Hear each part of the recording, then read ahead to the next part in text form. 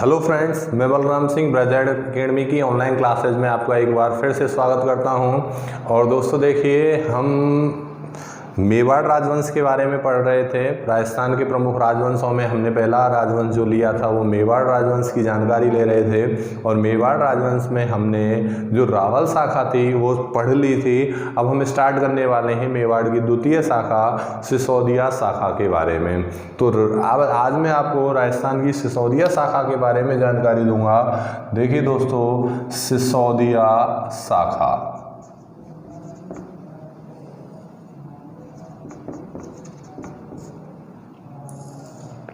आज हम पढ़ने वाले हैं राजस्थान में सिसोदिया शाखा के बारे में। पहले दोस्तों मैं एक चीज़ बताने जा रहा हूँ आपको कि मेवाड़ में ये रावल शाखा या गोहिल शाखा के स्थान पर सिसोदिया शाखा कैसे आई है, तो उसकी जानकारी हम लेंगे।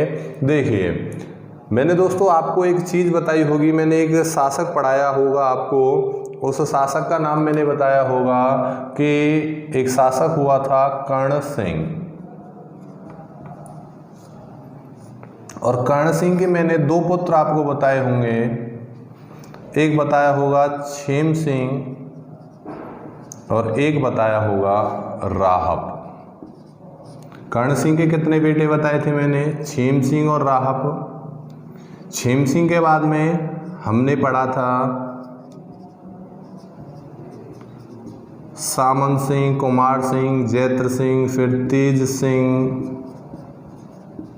फिर समर सिंह और फिर पढ़ा था रतन सिंह। इस तरह से हमने पढ़ा था। और देखिए, यहाँ हमने राहप के जो वंशज हुए, राहप का एक वंशज हुआ लक्ष्मण सिंह, लक्ष्मण सिंह का एक वंशज हुआ अरी सिंह, और अरी सिंह का वंशज हुआ राणा हम्मीर। देखिए दोस्तों, मैंने एक शासक आपको मेवाड़ की रावल शाखा में पढ़ाया था, गोहिल वंश में पढ़ाया था, कर्ण सिंह। और कर्ण सिंह के मैंने दो बेटे बताए थे, छेम सिंह और राहप। छेम सिंह के बाद में हमने धीरे धीरे आगे बढ़ते हुए जैत्र सिंह, तेज सिंह, समर सिंह, रतन सिंह को पढ़ा। राहप का एक वंशज हुआ लक्ष्मण सिंह। लक्ष्मण सिंह का एक बेटा हुआ, बेटा का नाम अरी सिंह। अरी सिंह का एक बेटा हुआ राणा हम्मीर। देखिए, यहाँ पर मैंने जब राहप को आपके लिए बताया था तो राहप ने एक गांव बसाया था, सिसोदा गांव। कौन सा गांव? सिसोदा गांव की क्या की थी इसने? स्थापना की थी। तो ये जितने भी शासक हैं, ये जितने भी हमें नाम दिख रहे हैं, ये सारे कौन से गांव के हैं? सिसोदा गांव के। यानी कि राणा हम्मीर जो है वो कौन से गांव का है? सिसोदा गांव का। मैंने अभी जब पिछली क्लास में ही आपको बताया था कि मेवाड़ पर 1303 ईस्वी में आक्रमण किसने किया था? अलाउद्दीन खिलजी का क्या हुआ था? आक्रमण। अलाउद्दीन खिलजी ने आक्रमण किया था किस पर? रतन सिंह पर। और रतन सिंह पर जब आक्रमण हुआ था अलाउद्दीन खिलजी का, तो उस आक्रमण में रतन सिंह की सहायता के लिए लक्ष्मण सिंह भी आया था। रतन सिंह की सहायता के लिए कौन आया था? लक्ष्मण सिंह भी आया था। और इस सहायता में, रतन सिंह की सहायता में अरी सिंह भी आया था। यानी रतन सिंह की सहायता के लिए लक्ष्मण सिंह, इस लक्ष्मण सिंह के 7 बेटे बताए जाते हैं, उनमें ही एक बेटा अरी सिंह भी आया था। यहाँ पर अलाउद्दीन खिलजी के आक्रमण के समय रतन सिंह लड़ते हुए मारा गया, इधर लक्ष्मण सिंह भी मारा गया, अरी सिंह भी मारा गया। यानी कि मेवाड़ का जो राजवंश चल रहा था, जो गोहिल शाखा थी, वो यहाँ पर क्या हो गई? समाप्त हो गई। और इधर राहप के जो वंशज थे उनमें लक्ष्मण सिंह, अरी सिंह सभी मारे गए। केवल एक वंशज बच गया, कौन? राणा हम्मीर। इधर मैंने आपको बताया था कि जब अलाउद्दीन खिलजी ने चित्तौड़ का नाम बदलकर क्या किया था? खिजराबाद। और यहाँ का प्रशासक अपने पुत्र किसको बनाया था? खिज्र खां। एक बार दोबारा से देखिए, मैंने आपको क्या पढ़ाया था कि 1303 में अलाउद्दीन खिलजी ने क्या किया था? आक्रमण किया था। आक्रमण में सभी मारे गए थे।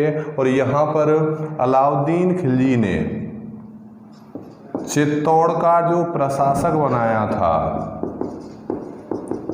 अलाउद्दीन खिलजी ने चित्तौड़ का प्रशासक अपने पुत्र किसको बनाया? खिज्र खां को। किसे बनाया? खिज्र खां को। खिज्र खां ने प्रशासक किसे बनाया? खिज्र खां ने प्रशासक बनाया मालदेव चौहान को, और मालदेव चौहान ने प्रशासक किसे बनाया? यहाँ पर बनवीर को। किसे बनाया? बनवीर को। तो इस तरह से जो मेवाड़ था, चित्तौड़ का प्रशासक कौन? खिज्र खां। खिज्र खां के बाद मालदेव चौहान और इसके बाद में बनवीर। इधर देखिए केवल एक बचा हुआ है, कौन? राणा हम्मीर। और राणा हम्मीर ने आक्रमण किस पर किया? बनवीर पर। और किसे पराजित कर दिया? बनवीर को। यानी इस युद्ध में बनवीर की हार हुई और राणा हम्मीर ने दोबारा से मेवाड़ में अपने वंश की क्या डाली? नींव डाली। दोबारा से मेवाड़ में अपने वंश की सत्ता स्थापित की।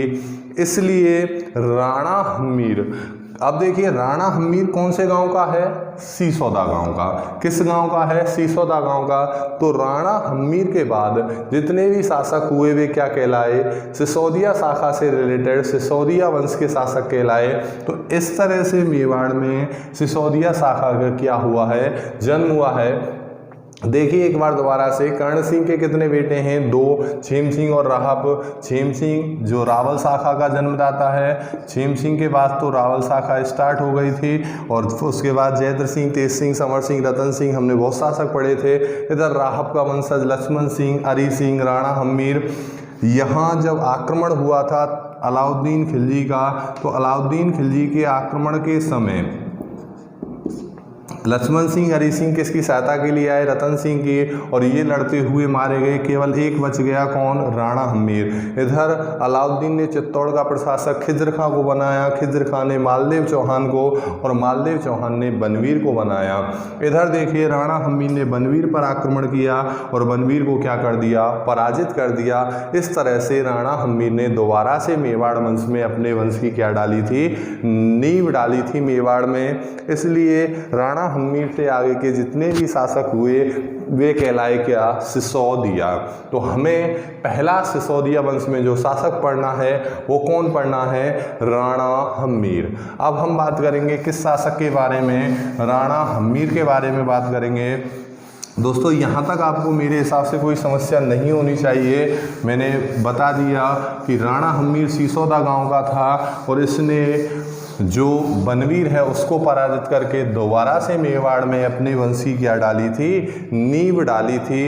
इस तरह से राणा हम्मीर सिसोदा गांव का रहने वाला था और यहाँ से आगे के जितने भी शासक हुए वो सिसोदिया कहलाए। क्या कहलाए दोस्तों? सिसोदिया। तो हमें पहला जो शासक पढ़ना है वो है राणा हम्मीर। कौन हुआ है दोस्तों?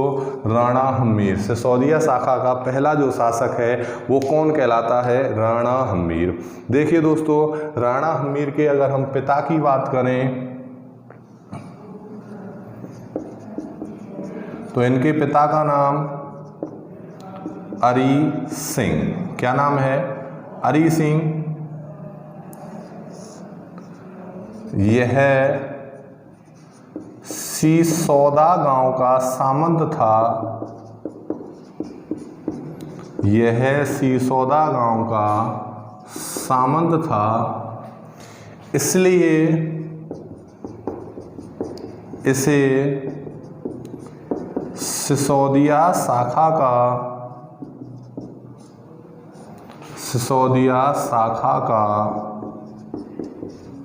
जन्मदाता माना जाता है। जन्मदाता माना जाता है। देखिए दोस्तों यह सिसोदा गांव का सामंत था, इसलिए इसे सिसोदिया शाखा का क्या माना जाता है? जन्मदाता माना जाता है। पिता का नाम क्या है? अरी सिंह। अब बात करें दोस्तों राणा हम्मीर की उपाधियां।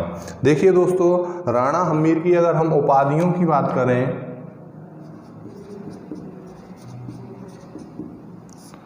उपाधियां, तो राणा हम्मीर को कहा गया है, पहली जो उपाधि है इनकी वो है वीर राजा। राणा हम्मीर को क्या कहा गया है? वीर राजा। वीर राजा क्यों कहा गया है? देखिए दोस्तों वीर राजा एक तरीके से इन्होंने वीरता दिखाई है और मेवाड़ में दोबारा से अपने वंश की नींव डाली है। तो इन्हें जो वीर राजा कहा है वो कुंभा ने। कुंभा का एक ग्रंथ आगे हम पढ़ेंगे, रसिक प्रिया।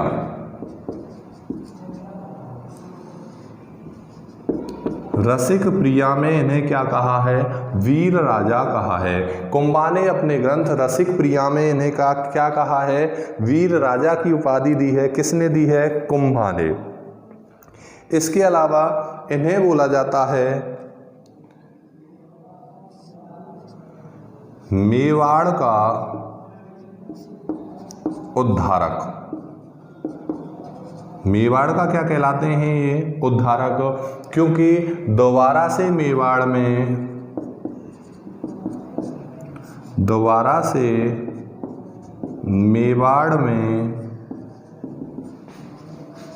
अपने वंश की नींव डाली थी। दोबारा से मेवाड़ में अपने वंश की क्या डाली थी, नींव डाली थी, इसलिए इसे बोलते हैं मेवाड़ का क्या, उद्धारक। कौन कहलाता है, राणा हम्मीर। वीर राजा कुंभा ने अपने ग्रंथ रसिक प्रिया में कहा, जो टीका लिखी है इन्होंने, और मेवाड़ का उद्धारक दोबारा से मेवाड़ में अपने वंश की क्या डाली थी, नींव डाली थी। इसके अलावा इसे कहा गया है विषम घाटी पंचानन। क्या कहा गया है दोस्तों, विषम घाटी पंचानन। देखिए दोस्तों, विषम घाटी पंचानन क्यों कहा गया है, विषम घाटी पंचानन का जो अर्थ होता है, विषम घाटी पंचानन का अर्थ होता है मुसीबत में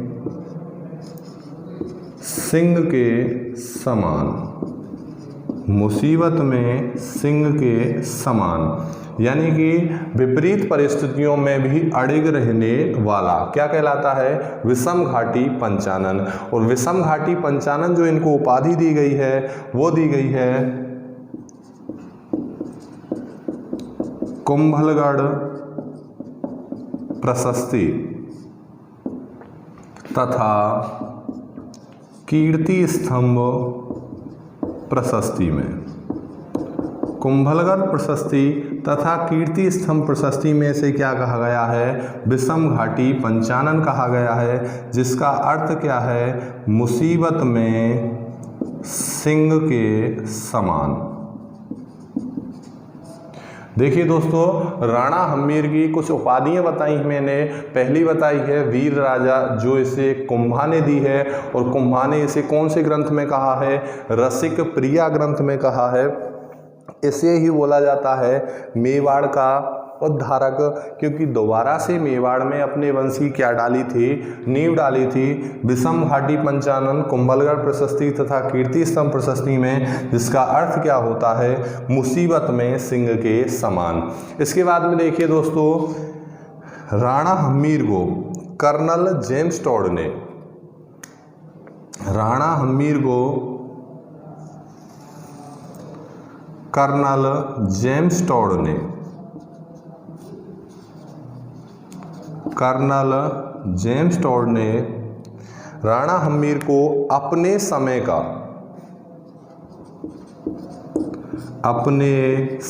का सबसे प्रबल हिंदू शासक बताया है। राणा हम्मीर को अपने समय का सबसे प्रबल हिंदू शासक बताया है। किसने बताया है, कर्नल जेम्स टॉड ने।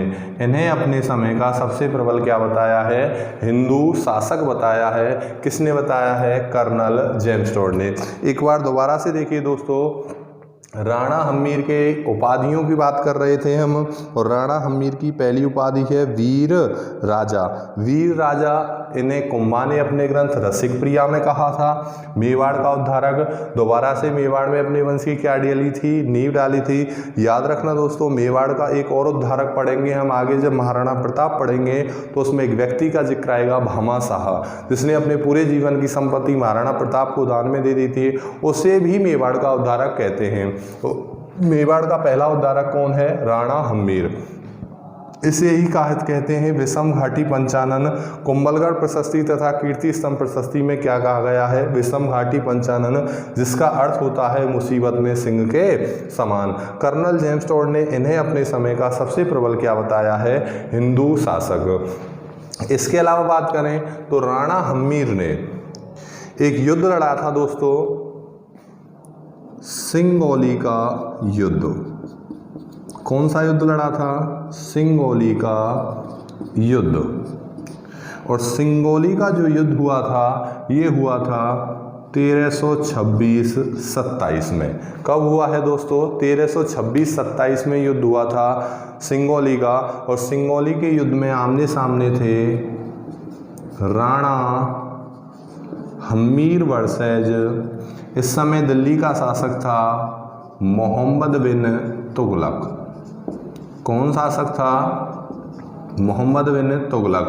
तो मोहम्मद बिन तुगलक और राणा हम्मीर के मध्य एक युद्ध हुआ था, युद्ध का नाम है सिंगोली का युद्ध। और इस युद्ध की बात करें तो इस युद्ध में राणा हम्मीर की जीत हुई और मोहम्मद बिन तुगलक की क्या हुई है? हार हुई है। यानी कि इस युद्ध में जीत किसकी हुई है? राणा हम्मीर की, और हार किसकी हुई है? मोहम्मद बिन तुगलक की। तो ये बहुत बड़ी बात थी कि मेवाड़ जैसी छोटी रियासत ने दिल्ली जैसी या भारत की सबसे शक्तिशाली रियासत किसको हराया था? दिल्ली को हराया था।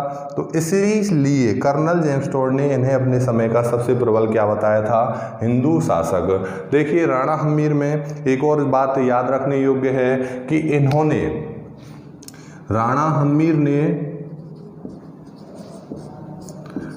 हम्मीर ने अन्नपूर्णा माता का क्या बनवाया था? मंदिर। अन्नपूर्णा माता का मंदिर बनवाया था। राणा हम्मीर ने अन्नपूर्णा माता का क्या बनवाया था? मंदिर। तो ये हमारे कौन से शासक हैं? राणा हम्मीर। राणा हम्मीर की एक बार देखिए दोबारा से बात करें इनके पिता का नाम है अरी सिंह। यह सिसोदा गांव का सामंत था, इसलिए इसने सिसोदिया शाखा का इसे बोला जाता है जन्मदाता। यहाँ से आगे हमें जितने भी शासक पढ़ने हैं वो क्या कहलाएंगे? सिसोदिया। उपाधि पहली है वीर राजा। कुंभा ने अपने ग्रंथ रसिक प्रिया में कहा था मेवाड़ का उद्धारक। दोबारा से मेवाड़ में अपने वंश की क्या डाली थी? नींव डाली थी। विषम घाटी पंचानन, कुंभलगढ़ प्रशस्ति तथा कीर्ति स्तंभ प्रशस्ति में कहा गया है, जिसका अर्थ है मुसीबत में सिंह के समान। और कर्नल जेम्स टोड ने इन्हें अपने समय का सबसे प्रबल क्या बताया? हिंदू शासक। फिर एक युद्ध है सिंगोली का युद्ध 1326-27 में राणा हम्मीर वर्सेज मोहम्मद बिन तुगलक के मध्य, जिसमें राणा हम्मीर की क्या हुई थी? जीत।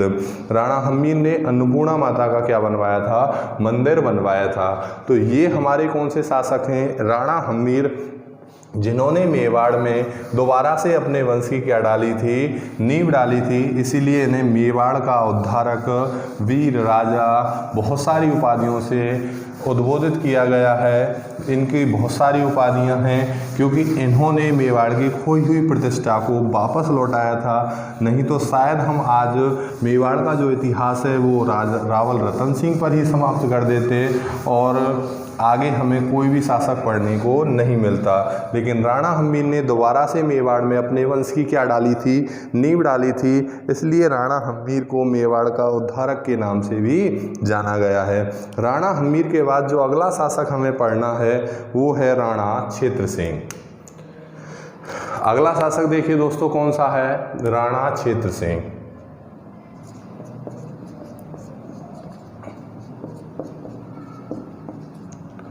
राणा क्षेत्र सिंह या ऐसे ही बोला जाता है राणा खेता।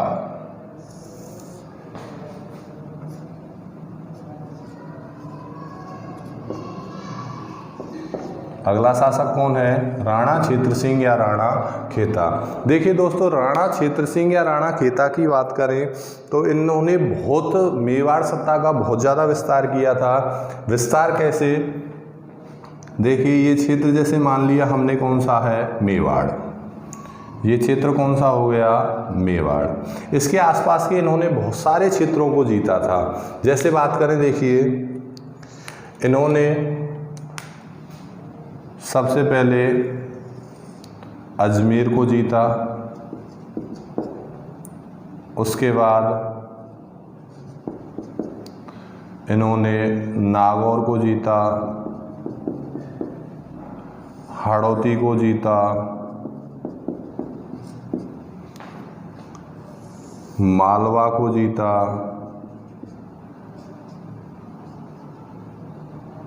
यहाँ सिरोही वाला हिस्सा जीता। ये सारे क्षेत्र किसने जीते थे? राणा छेत्र सिंह या राणा खेता ने। देखिए मेवाड़ सत्ता में इन्होंने अजमेर जीता, नागौर जीता, हाड़ौती, मालवा, सिरोही, बहुत सारे हिस्सों पर इन्होंने क्या किया था? कब्जा किया था। अब देखिए दोस्तों, बात करें राणा हम छेत्र सिंह की, तो इम्पोर्टेंट इन युद्धों में से जो क्षेत्र जीते गए हैं, उन क्षेत्रों में से जो इम्पोर्टेंट हैं मैं उनकी जानकारी आपको दे दूं। तो सबसे पहले बात करें तो राणा छेत्र सिंह, इसने हाड़ौती में जो क्षेत्र है, राणा छेत्र सिंह ने बूंदी के शासक, सबसे पहले देखिए बूंदी अभियान में तो इनकी मृत्यु ही हो गई थी, इसने मालवा के शासक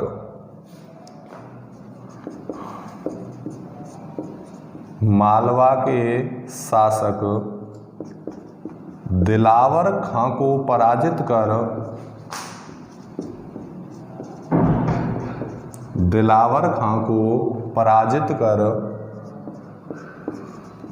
मेवाड़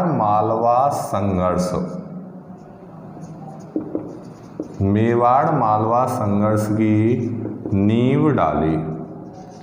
इन्होंने मालवा के शासक दिलावर खां को पराजित कर मेवाड़ मालवा संघर्ष की क्या डाली थी? नींव डाली थी। याद रखना दोस्तों, मेवाड़ मालवा जो संघर्ष है बहुत लंबे समय तक चलने वाला संघर्ष है। आगे हमें राणा कुंभा पढ़ना है, उसमें भी हम युद्ध पढ़ेंगे। सारंगपुर का युद्ध जो होगा, आगे चल के हमें राणा सांगा पढ़ना है, राणा सांगा में भी हम गागरोन का युद्ध पढ़ेंगे। तो वो मेवाड़ मालवा संघर्ष है, और मेवाड़ मालवा संघर्ष बहुत लंबे समय तक चलने वाला संघर्ष है। और इस संघर्ष की जो नींव डाली थी वो किसने डाली थी?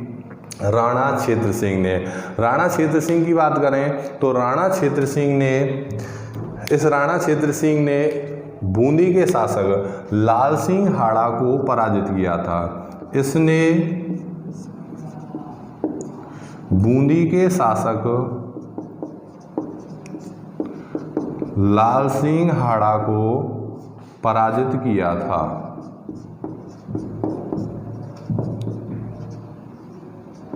लाल सिंह हाड़ा को हराया था। बूंदी के शासक किसे हराया है? लाल सिंह हाड़ा को हराया था। देखिए बूंदी में ही एक दुर्ग सुना होगा आपने, तारागढ़ दुर्ग। तारागढ़ दुर्ग को जीतने के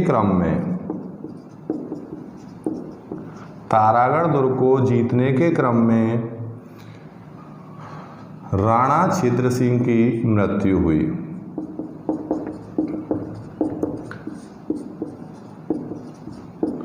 तारागढ़ दुर्ग को जीतते हुए कौन मारा गया? राणा छेत्र सिंह। इन्होंने बूंदी के शासक लाल सिंह हाड़ा को पराजित करके मेवाड़ सत्ता का विस्तार किया था। लेकिन यहीं पर एक दुर्ग है, तारागढ़ दुर्ग। याद रखना दोस्तों, राजस्थान में 2 तारागढ़ दुर्ग हैं। एक तारागढ़ दुर्ग अजमेर में है और एक तारागढ़ दुर्ग कहाँ है? बूंदी में। बूंदी के तारागढ़ दुर्ग को जीतते हुए किसकी मृत्यु हुई थी? राणा छेत्र सिंह की मृत्यु हुई थी। तो इम्पोर्टेंट बात, इसने मालवा के शासक किसको पराजित किया था? दिलावर खां को। और मेवाड़ मालवा संघर्ष की क्या डाली थी? नींव डाली थी। इसने बूंदी के शासक लाल सिंह हाड़ा को पराजित किया था। और बूंदी में ही एक दुर्ग है तारागढ़ दुर्ग, जिसे जीतते हुए कौन मारा गया था? राणा छेत्र सिंह की क्या हुई थी? मृत्यु। देखिए दोस्तों, बाद में इस राणा छेत्र सिंह का एक पुत्र हुआ था, राणा लाखा। कौन हुआ था? राणा लाखा। और राणा लाखा जब पिता की हत्या हो गई तो राणा लाखा ने एक प्रतिज्ञा की थी कि जब तक तारागढ़ दुर्ग को नहीं जीत लूंगा, अन्न और जल ग्रहण नहीं करूंगा। अब राणा लाखा ने प्रतिज्ञा ले ली कि जब तक तारागढ़ दुर्ग को नहीं जीत लूँगा अन्न और जल ग्रहण नहीं करूँगा। लेकिन राणा लाखा अब जो तारागढ़ दुर्ग है उसकी सुरक्षा एक किलेदार कर रहा था कुंभाहड़ा नाम से।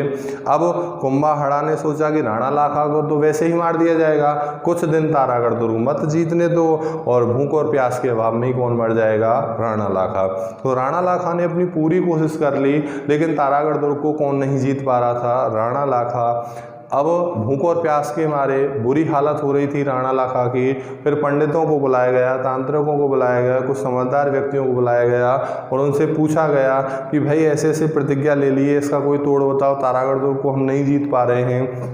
तो यहाँ पर किसी ने सलाह दी कि ऐसा किया जाए, पहले आप प्रतिज्ञा बताइए। तो राणा लाखा ने कहा कि जब तक मैं तारागढ़ दुर्ग को नहीं जीत लूँगा अन्न और जल ग्रहण नहीं करूँगा। तो उन्होंने व्यक्तियों ने बताया कि आपने प्रतिज्ञा ली है तारागढ़ दुर्ग को जीतने की, ये थोड़ी ली है कि इसी दुर्ग को जीतने की। तो यहाँ पर राणा लाखा ने मिट्टी का एक तारागढ़ दुर्ग बनाया था। किसका?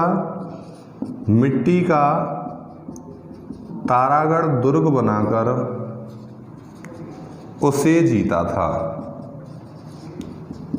राणा लाखा ने मिट्टी का तारागढ़ दुर्ग बनाकर उसे जीता था। तब जाके राणा लाखा ने अपनी प्रतिज्ञा क्या की थी, पूरी। उसी मिट्टी के तारागढ़ दुर्ग को बचाने के लिए कुंभाहड़ा सेना लेकर आया था और वहां पर लड़ते हुए मारा गया था। तो राणा लाखा ने मिट्टी का तारागढ़ दुर्ग बनाकर उसे जीता था। ये तारागढ़ दुर्ग के बारे में फेमस कहानी है। जब दुर्गों के बारे में बताऊंगा तो और जिक्र करेंगे हम इस बात का। यहाँ पर देखिए, राणा क्षेत्र सिंह की बात करें दोस्तों, तो राणा क्षेत्र सिंह की 2 अवैध संतान थी। राणा क्षेत्र सिंह की 2 अवैध संतान थी। इनकी 2 अवैध संतान थी,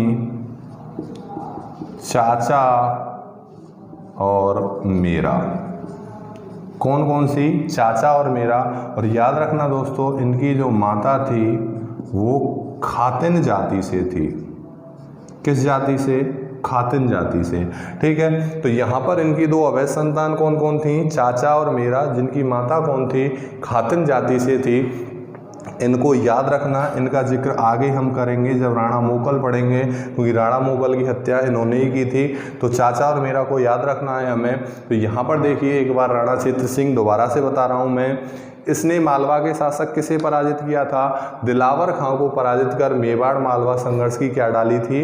नींव डाली थी। इसने बूंदी के शासक लाल सिंह हड़ा को क्या किया था? पराजित किया था। और बूंदी में ही एक दुर्ग है तारागढ़ दुर्ग। तारागढ़ दुर्ग को जीतते हुए राणा क्षेत्र सिंह की क्या हुई थी?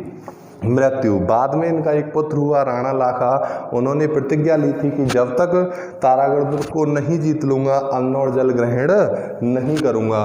तो इन्होंने मिट्टी का तारागढ़ दुर्ग बनाकर फिर उसे जीता था। इनकी 2 अवैध संतान कौन थी? चाचा और मेरा। और इनकी मम्मी कौन थी? खातिन थी। तो ये थे हमारे राणा क्षेत्र सिंह या राणा खेता। इसके बाद देखिए दोस्तों, एक बहुत इंपॉर्टेंट शासक आ रहा है जिसके बारे में हमें पढ़ना है, और उस शासक का नाम है राणा लाखा। राणा लाखा में से क्वेश्चन बहुत बार एग्जाम में पूछे हुए हैं। जो 2 क्वेश्चन बार बार इनमें से पूछे जाते हैं उनको मैं अभी आपको बताऊंगा। तो राणा लाखा के बारे में अब हम पढ़ने जा रहे हैं। बहुत ही इंपॉर्टेंट शासक हैं मेवाड़ में सिसोदिया वंश के। देखिए, अगले शासक हमें पढ़ना है कौन? राणा लाखा।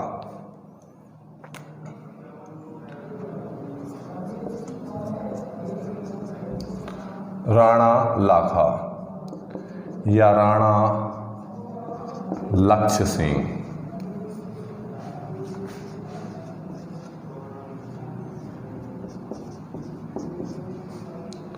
राणा लाखा या राणा लक्ष्य सिंह। देखिए दोस्तों, राणा लाखा या राणा लक्ष्य सिंह की बात करें तो राणा लाखा के काल में, इनके काल की सबसे प्रमुख घटना है, राजस्थान में एक जगह है जावर, और जावर कहाँ पर पड़ता है? उदयपुर। इनके काल में जावर उदयपुर में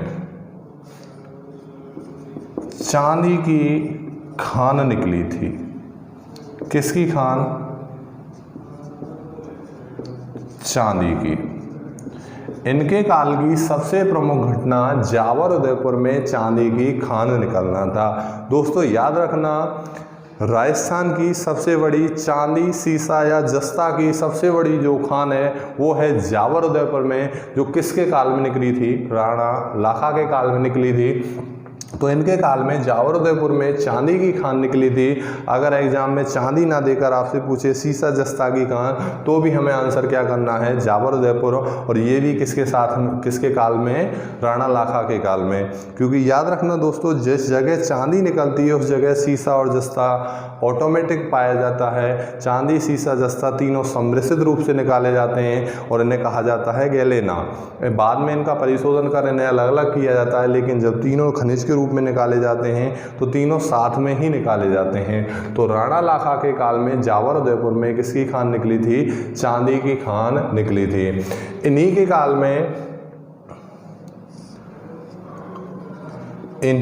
काल में एक चिड़ीमार बंजारे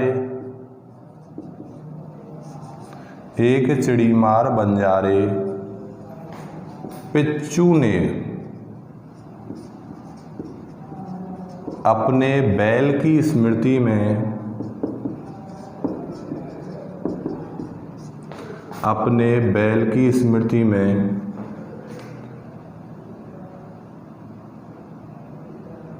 पिछौला झील का निर्माण करवाया। पिछौला झील का निर्माण करवाया। और दोस्तों आप सबको पता है पिछौला झील कहाँ है? उदयपुर। कहाँ है पिछौला झील? उदयपुर। देखिए दोस्तों, इनके काल में एक चिड़ीमार बंजारा हुआ और चिड़ीमार बंजारे का नाम था पिच्चू। पिच्चू ने अपने बैल की स्मृति में किस झील का निर्माण करवाया? पिछौला झील का। कुछ किताबों में बैल का नाम मिलेगा पिच्चू, लेकिन याद रखना है पिछौला झील का निर्माण किसके काल में हुआ? राणा लाखा के काल में। अब ये जो पिछौला झील है, इसके किनारे राणा लाखा के काल में इस झील पर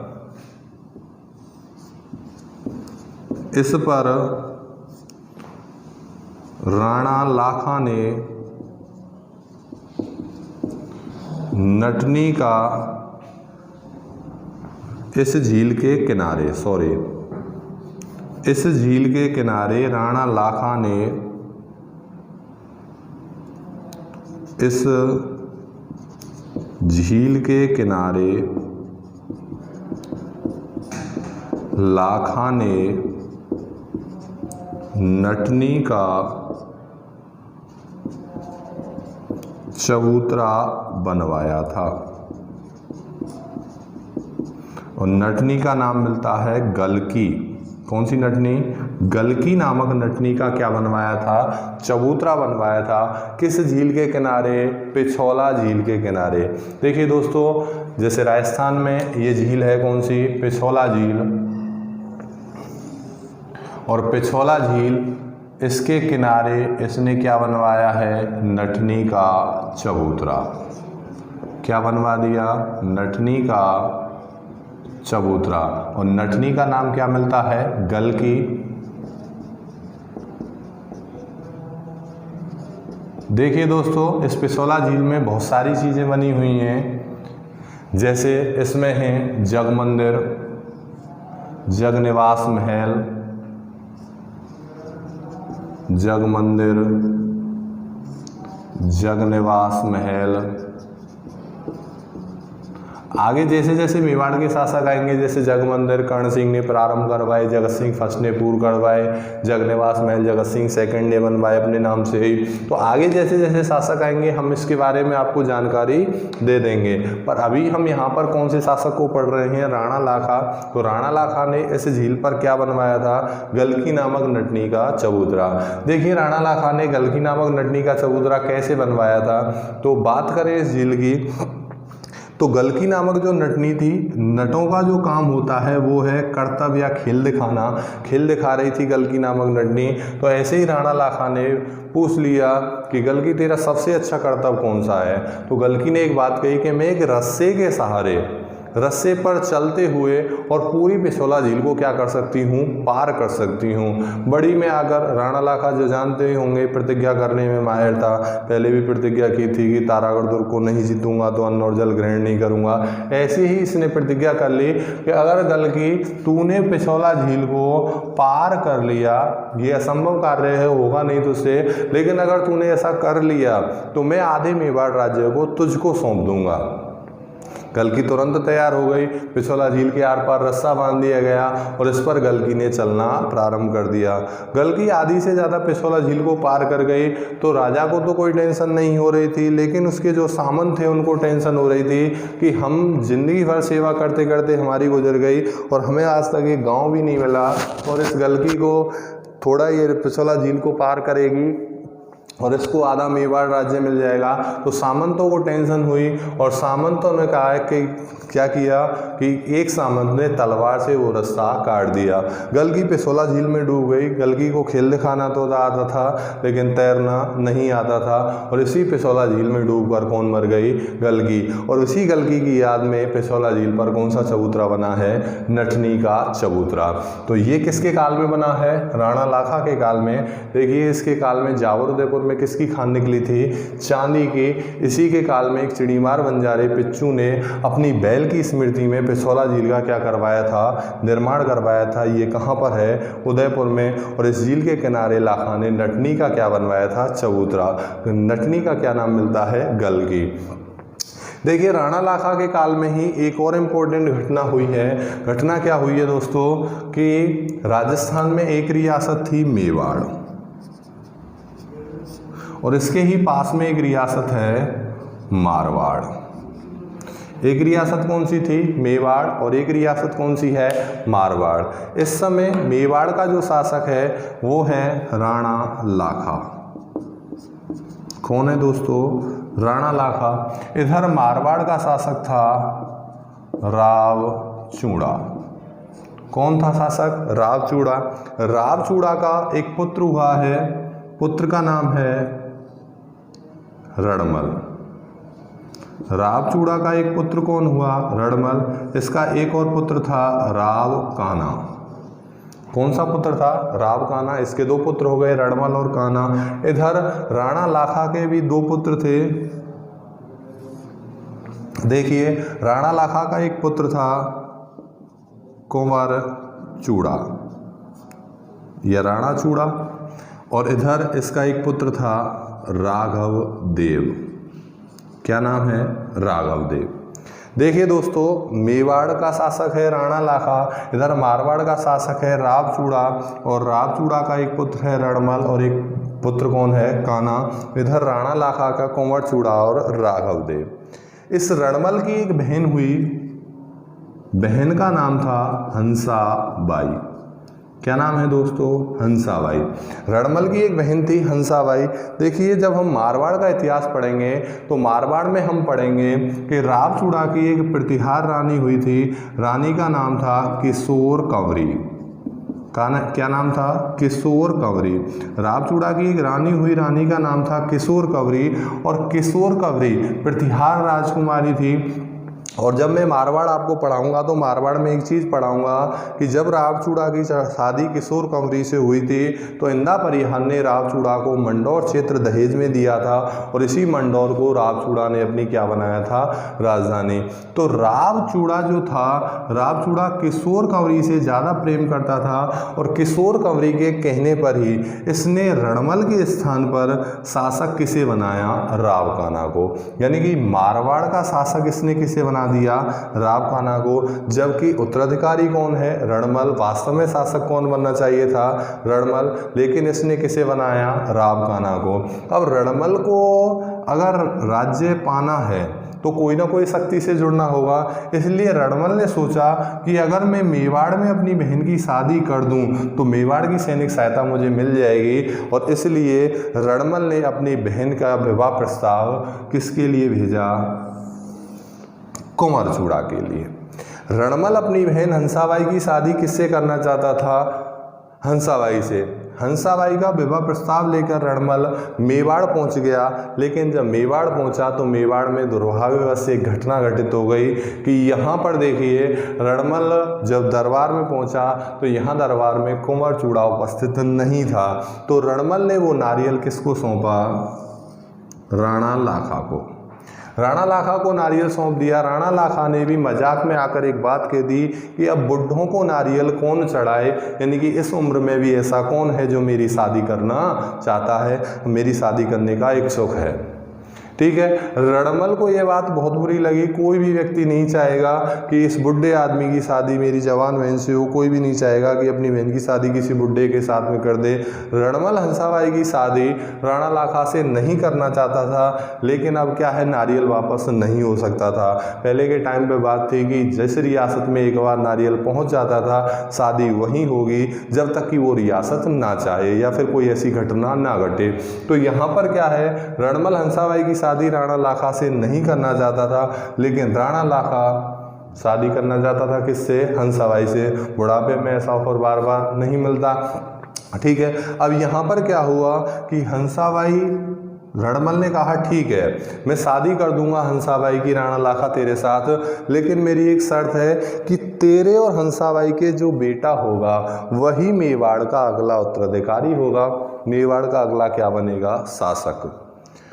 यहाँ पर देखिए राणा लाखा की इच्छा है कि वो शादी करे किससे? हंसाबाई से, लेकिन शर्त कुछ इस प्रकार की रखी है कि हंसाबाई से ये चाहकर भी शादी नहीं कर सकता, क्योंकि उत्तराधिकारी कौन है? कुंवर चूड़ा। शासक बनने के सब गुण मौजूद हैं इसमें, और ये कैसे कह देगा कि तू गद्दी पर ना बैठ, या मैं शादी करने की वजह से इसे गद्दी से कैसे हटा देगा। इसलिए यहाँ पर राणा लाखा ने राणा लाखा की स्थिति जब कुंवर चूड़ा ने देखी तो कुंवर चूड़ा समझ गया कि पिता के मन में शादी करने की है। तो राणा लाखा ने कहा ठीक है पिताजी, अगर ऐसी बात है, रणमल ने यह शर्त रखी है, तो मैं एक राजपूत हूँ, मैं प्रतिज्ञा कर रहा हूँ कि मैं जीवन भर गद्दी पर नहीं बैठूंगा। तो इस कुंवर चूड़ा को एक उपाधि दी गई दोस्तों। कुंवर चूड़ा की एक उपाधि है, देखिए दोस्तों, कुंवर चूड़ा को कहा गया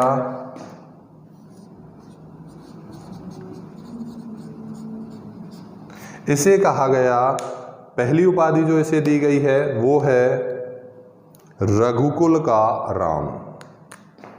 पहली उपाधि कौन सी दी गई? रघुकुल का राम। देखिए दोस्तों, राम नाम आपने सुना होगा। राम जो भगवान हुए थे, इन्होंने भी अपने पिता के वचन की खातिर और भरत को गद्दी सौंप दी थी, इसलिए कुंवर चूड़ा को एक उपाधि दी गई रघुकुल का राम। और ये उपाधि क्यों दी गई? गद्दी पर ना बैठने के कारण। गद्दी पर ना बैठने के कारण उपाधि दी गई है रघुकुल का राम। इस कुंवर चूड़ा की एक और उपाधि है। अब देखिए यहाँ पर क्या हुआ, कुंवर चूड़ा एक राजपूत था, इसने शपथ ले ली कि मैं गद्दी पर नहीं बैठूंगा, आप शादी कीजिए। यहाँ पर शादी की तैयारी स्टार्ट कर दी राणा लाखा ने, लेकिन रणमल अब भी नहीं चाहता था कि मेरी बहन की शादी किससे हो? राणा लाखा से। तो रणमल ने एक और बात कही कि ठीक है, कुंवर चूड़ा एक राजपूत है, उसने वचन दिया है, मैं मान लूंगा कि वो कभी गद्दी पर नहीं बैठेगा, लेकिन कल को कुंवर चूड़ा के भी संतानें होंगी और हंसाबाई और तेरे भी संतानें होंगी, तो क्या गारंटी है कि उनमें भविष्य में कोई युद्ध नहीं होगा? वो तो यही कहेंगे कि इस गद्दी पर हमारे पिता का अधिकार था और तुम कैसे बैठ गए। और मैं नहीं चाहता कि भविष्य में मेवाड़ और मारवाड़ के दो टुकड़े हों, इसके लिए क्या किया जाए। तो यहाँ पर दोबारा से संकट आ गया किसके सामने? राणा लाखा के सामने। दोबारा से वही शोक की स्थिति में आ गया राणा लाखा। अब यहाँ पर क्या हुआ है कि देखिए दोस्तों, जब कुंवर चूड़ा को ये बात पता चली तो कुंवर चूड़ा ने एक बहुत भयंकर प्रतिज्ञा ली यहाँ पर कि ठीक है पिताजी, अगर रणमल ये चाहता है कि मेरे बच्चे होंगे और वो इस गद्दी पर अपना स्थायित्व बनाएंगे, वो कहेंगे कि इस गद्दी पर हमारे पिता का अधिकार था, तो मैं एक राजपूत हूँ, मैं प्रतिज्ञा लेता हूँ, बच्चे तो तब होंगे जब मैं शादी करूँगा। मैं एक राजपूत हूँ, मैं प्रतिज्ञा करता हूँ, मैं जीवन भर क्या रहूँगा? अविवाहित। तो इसे एक और उपाधि दी गई, इसे कहा गया मेवाड़ का भीष्म पितामह है। मेवाड़ का क्या कहा गया? भीष्म पितामह है। क्यों कहा गया दोस्तों? जीवन भर अविवाहित रहने के कारण। जीवन भर अविवाहित रहने के कारण। अब रणमल के पास कोई ऑप्शन नहीं बचा था, इसलिए रणमल को अपनी बहन की शादी हंसाबाई की शादी किसके साथ में करनी पड़ी? राणा लाखा के साथ में करनी पड़ी। और यहाँ पर रणमल राणा लाखा और हंसाबाई की क्या हो गई? शादी। अब देखिए यहाँ पर राणा लाखा और हंसाबाई की शादी हो गई और इन दोनों के जो पुत्र हुआ उस पुत्र का नाम है मोकल। कौन सा पुत्र हुआ दोस्तों? मोकल नामक पुत्र हुआ। और यही पुत्र आगे चल के मेवाड़ का क्या बनेगा? शासक बनेगा। एक बार दोबारा से देखिए, एक रियासत थी मेवाड़, एक थी मारवाड़।